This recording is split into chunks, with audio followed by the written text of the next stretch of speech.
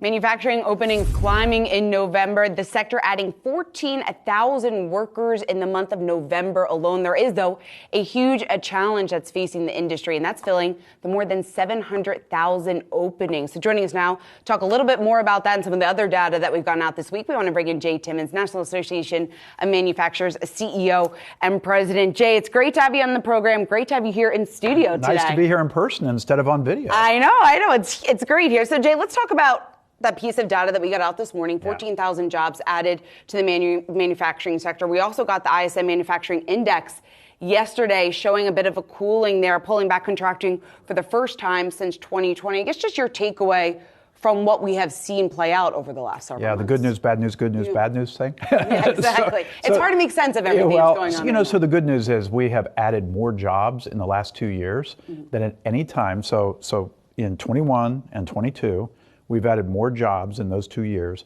than have been added since the Reagan administration, 83 and 84. So that's an amazing amount of job growth. At the same time, as you mentioned, we have hundreds of thousands of jobs we can't fill. The monthly average is 830,000 jobs that we can't fill. That number will grow to 2 million unfilled jobs by the year 2030 if we don't get it under control. So that's the good news, bad news on the jobs front. Now on the kind of the health of the sector, cooling down a bit is one way to put it. I'd say the water's tepid right now. And that number is just right under 50, so technically it means a contraction, but it's really close. So you're not too worried just about what that could potentially signal in terms of a recession? I think what's happened, you think about the trillions of dollars we pumped into the economy during the pandemic, and that money had to wash its way out of the system. And when it was doing that, there was this tremendous demand for our products, and we had little supply. One of the reasons we had less supply than necessary was we didn't have the people to make the products. So I think that that's now catching up. We were able to start ramping up production.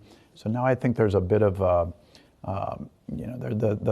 inventories are a bit full right now, but that'll come, wash its way out. And Jay, when we talk about the huge challenge facing the sector, more than 700,000 job openings, I know something you and I have talked about in the past. When you see it on a larger scale, though, there's over 10 million job openings right now in the economy. How long is it going to take to close that gap? And I guess, what's the best pathway forward in order to do that? Wow. How long do we have? Yeah. Because there are so many potential solutions, and there is really no one magic bullet. But what I do know that we need to do is we need to get serious about immigration reform. And how would that help? That's a piece. So H-2A, H-2B, bringing those folks in temporary protected status into the workforce. We have 100,000 Ukrainians we invited here. We have 100,000 Afghanis that we invited here, but we don't give them the ability to work. We don't give them a work permit. They're in line waiting to get that work permit. That's just crazy. We have 200,000 people that could work today if we could just get through the bureaucracy, cut through all that. So that's just one piece of the puzzle. The other piece of the puzzle, I think, will help correct itself. There's a lot of folks that are kind of sitting on the sidelines right now because during the pandemic, it was people reprioritized their lives. And I think a lot of people said, I'm going to wait and see what I want to do. So for us, we say, hey, look at manufacturing, because if you want excitement and a rewarding career for the rest of your working life, you need to come look at manufacturing. So part of our challenge, when you talk about 10 million open jobs, is we're now competing. We weren't doing this before the pandemic. We had open jobs and we wanted to figure out how to change the perception of our industry. Today, we're competing against every other sector of the economy to try to encourage people to come into manufacturing. And Jay, going back to that first point there, immigration reform, and the conversations that you've had, especially who you've been talking to on Capitol Hill, are you confident that we will see some sort of progress there? I'm confident that if we focus on the economy and we put aside kind of the extreme positions on both sides of this issue, and we simply say, okay, what do we need to do piecemeal to improve our economy or to protect our economy from the fact that we don't have enough workers, I think we can get pieces of immigration reform done. Is it going to be everything? No, it's not. But I do think that, there's not one member of Congress or the Senate I've talked to who says, you know what, just as a matter of principle, I'm going to let the American economy tank.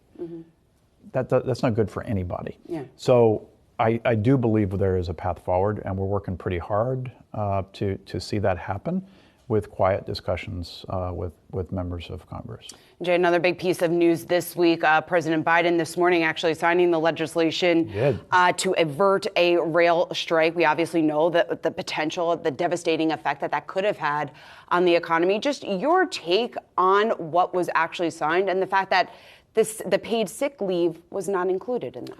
So look, kudos to the president and to Secretary Walsh and to Secretary Buttigieg, to Republicans and Democrats in the House and the Senate that realized this could have been crippling to the economy during the holiday season if we had a rail strike. This is a procedure that has been enacted 18 times in the last 100 years, so there's precedent for it. It is, from everything I've seen, I don't represent that particular segment, specifically that segment of the economy, but it looks like a pretty good package. I mean, there's up to 5 weeks of leave on average for rail workers when you include sick and vacation and personal leave. I think a couple of negotiations ago, the union wanted to put all of those into one basket and not label it one way or the other. So it was a little surprising to me to see now they wanted to carve out a sick leave category. I think these are discussions that have to occur between management and the union because, look, we all know that we rely on our teams. We want our teams to be happy and productive. And I happen to know the CEOs of the major rail lines, and I know they want their teams to be fulfilled and happy. So I'm sure these discussions will continue. Yeah. All right. Well, Jay Timmons, great to have you in the studio. Thanks so much for taking the time to join us this afternoon. Thank you. It's great to be here. And we hope to have you back in New York City again soon. I hope to be here. All right. Have a great weekend there, Jay.